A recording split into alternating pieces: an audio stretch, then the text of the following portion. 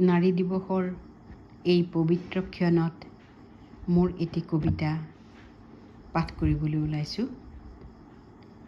তুমি নদী নে নাৰী, তুমি নদী নে নাৰী, সোধ বগা আঁচল মেলি যন্ত্ৰণাত ছটফটাই আছা ওৰে ৰাতি। কালিলৈ এটা খবৰ ওলাব, দোৰল খাই আহিছিল তাইৰ ডিঙি। শোকাৰ্ত আত্মাবোৰে ক'ব, এগৰাকী নাৰীয়ে আত্মহত্যা কৰিলে।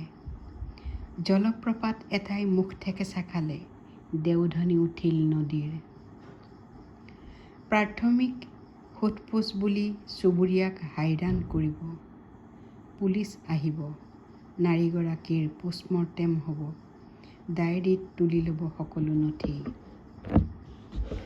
কোন আহিছিল প্ৰতিদিনে তাইৰ দুৱাৰলে, কিমান দৰত তাই বেচিছিল হাঁহি।